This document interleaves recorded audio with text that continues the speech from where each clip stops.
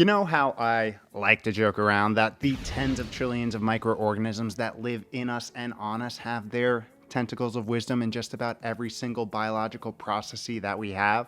Well, I gotta come clean. I've been lying to you. What the hell did you just say? Yep. Because it is in fact not a joke. Yeah. Even when it comes to our cognitive capacity. Here's why. Yo, what is up? Welcome back to another week of How to Health. My name is Kevin. I run liftandbalance.com, where we take aim at all things health and longevity and do it in an odd, weird, interesting, and highly sarcastic way. Today, we are exploring how little creatures in our gut can influence many aspects of our mind, including the very thing which makes us humans stand out from all the other organisms on this planet.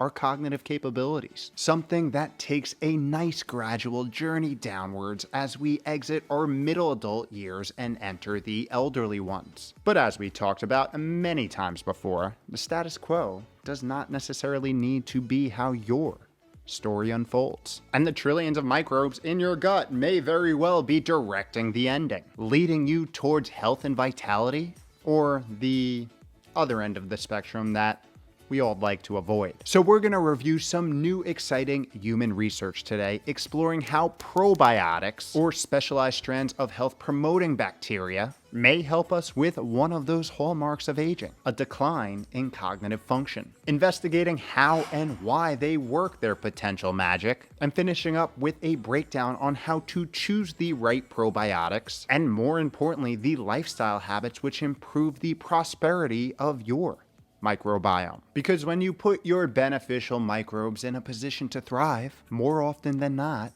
you do too. But before we dive in to all that, we must first discuss some of the common misconceptions about these so-called magical supplements coined probiotics, and what you need to know. Probiotics are the umbrella term used to classify live microorganisms, many times bacteria, in food or supplement form, which, when consumed in adequate amounts, deliver a beneficial effect to their host, aka you, or me, or your dog, whoever's taking them.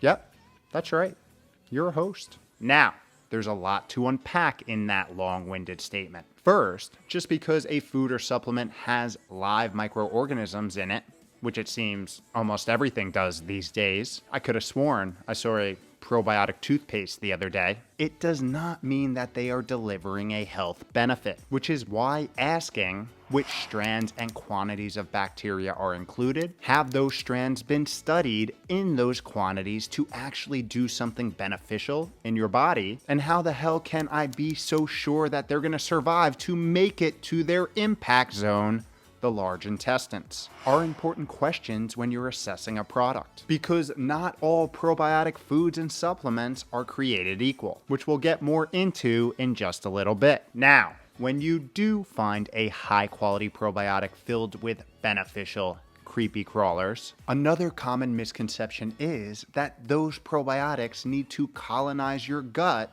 to have an impact, which, despite popular belief, is not what typically happens. So how do they actually work? Well, they often do their thing by influencing existing communities of colonized microbes as they pass through, promoting the prosperity of microbes associated with a healthier gut physiology, strengthening the resiliency of the gut wall, and reducing inflammation in the process. That being said, there is still no guarantee that good quality probiotics will be effective as well. Because what is becoming clear as more research is being done is that the right protocol often depends on not only an individual's current gut situation, but also other environmental factors such as diet, sleep, exercise, nature, and environmental toxins. And if you just take a probiotic while continuing to live in accordance with modern day societal norms, aka eating ultra-processed foods, being extremely sedentary while chronically sleep and nature deprived, even the best probiotics in the world aren't going to dig you out of that hole. Hence why taking probiotic supplements and crossing your fingers is not an effective strategy. And before we get into effective strategies, which we will, let's explore some potential that beneficial microbe manipulation can bring to the table. And look at this new hot off the scientific streets probiotic 5-pound mushy membrane study. Researchers out of the University of North Carolina sought to see if the microbiome was associated with cognitive function in older adults, and if a probiotic could influence existing mild cognitive impairment in a positive way. To do this, they recruited 169 participants between the age of 52 and 75, one half with mild cognitive impairment and the other half with no clinical signs. From here, they randomly divided them into two groups, and within each group randomly gave one half a lactobacillus probiotic and the other half a placebo. This was a double-blind, meaning the participants and the researchers didn't know who got what, randomized clinical trial, which happens to be the creme de la creme of modern-day control studies. The rationale for using this Lactobacillus rhamnosus probiotic was based off prior positive results in animal models. And to measure the effect during the 3-month duration of the study, researchers collected stool samples to analyze microbiome composition and conducted cognitive tests to assess mild cognitive impairment. So, what'd they find? Some pretty cool stuff, to say the least. First, they found that the Lactobacillus probiotic was effective in improving cognitive performance in people with mild cognitive impairment, which is a good start, if you ask me. Additionally, they found that this beneficial effect may have been modulated through increasing the abundance of a specific species of Bacteroides bacteria, which are known to produce short-chain fatty acids, compounds that have been shown to have beneficial effects in the brain by reducing inflammation levels. Wow, pretty interesting. But wait, there's more. The analysis also revealed that a species Prevotella was in a higher relative abundance in participants with mild cognitive impairment compared to participants with no cognitive impairment. And when participants with mild cognitive impairment received the probiotic, the Prevotella relative abundance decreased. And this change also coincided with improved cognitive scores, suggesting that cognitive health in older adults could be improved by manipulating their gut microbiome. Huh, you don't say. Those tentacles of wisdom at it again. Now, it's important to note that this was only one study, with a rather small sample size, so more research is definitely needed to confirm these findings. That being said, still pretty damn intriguing. Intriguing enough to warrant a dive into some ways we can shore up our ecosystem within. Probiotic or not, let's explore. First, let's start with the topic at hand today, probiotics. Like we pointed out before, not all of them are created equal. In fact, most of them are garbage, manufactured in such a way where the strands of bacteria never make it to their destination, the large intestines, alive.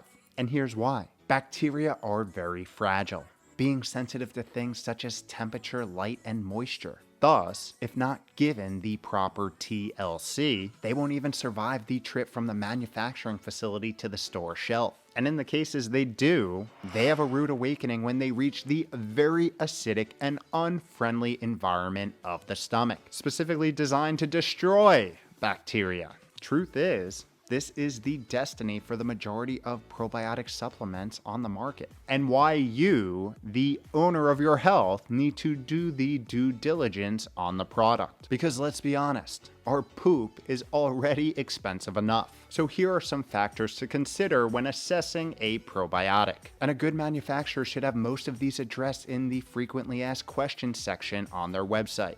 If not, it may be a sign to keep looking. First, product type.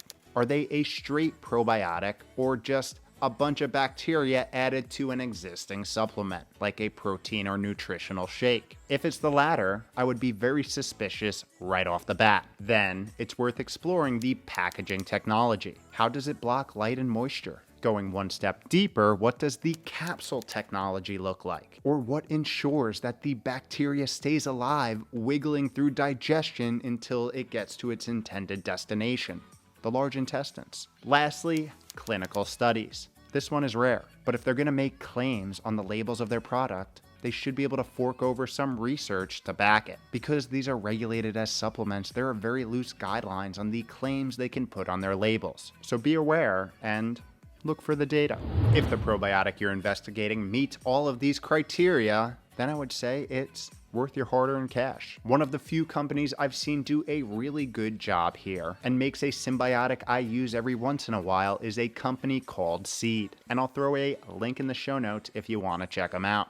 Now, like I said in the beginning, just taking a probiotic and crossing your fingers is not a great strategy. When it comes down to it, lifestyle and environment will always be the strongest modulator of your microbiomes, and thus, strongest modulator of your health. Here are some microbe manipulating factors to noodle on when it comes to optimizing your garden within. All, might I add, are discussed in more detail in videos which I will link in the show notes below. First, eat real food, packed with dietary fiber-filled fruits, veggies, and legumes. High-quality protein, healthy fats, and micronutrients. This may be the most powerful factor in cultivating your microbes within, simply because they eat what you eat. And the nefarious inflammation-inducing communities love the ultra-processed Western diet, while in turn the real foods we eat act as fertilizer for the beneficial communities to thrive,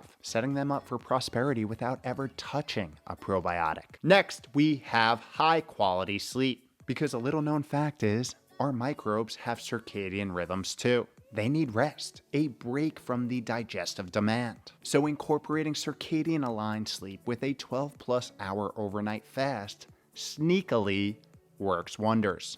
Oh, and we can't forget the micro-manipulating power of a little badonka-donking, as previous research has shown that consistent exercise is associated with both better diversity and more beneficial species of gut bugs. And as we discussed here, they are likely responsible for optimizing the beneficial response of exercise by producing key metabolites for muscle protein synthesis. Wouldn't you know it? Microbes love those gains too. Then we have the all-important nature. Why is it important? Because that's where the wild things live, aka most of the microbes. So the more nature you consume, earth you touch, and dirty you get, the more micro-diverse you will likely become. Speaking of getting dirty, assessing and mitigating the harsh chemicals, cleaning supplies, fragrances, and body care items you use is probably a good idea too, as things such as antibacterial sanitizers, mouthwashes, and everyday items can affect your oral, gut, and skin microbiome in serious ways, including the overuse of broad-spectrum antibiotics, which are specifically designed to wipe out bacteria. So discuss these potential implications with your doctor. And in the case where it is beneficial to go on them, a high-quality probiotic may be a good idea. Now, it's important to understand that everyone's ecosystem within is a little different. Thus, everyone's ideal mix and match of the items just discussed is a little different. So take your time and build your lifestyle and environmental habits in a manageable and sustainable way. And high-quality probiotics may be a part of that journey. But remember, don't expect them to save the day if you are lacking on the lifestyle front. Obtaining a state where you are constantly feeling good, refreshed, rejuvenated, and cognitively sharp is an ever-going pursuit, a lifelong process. Thus, good routines, habits, and rituals are the golden ticket to vitality. And just to be safe, you might as well pick up the probiotic toothpaste too. What? You have microbes in your mouth.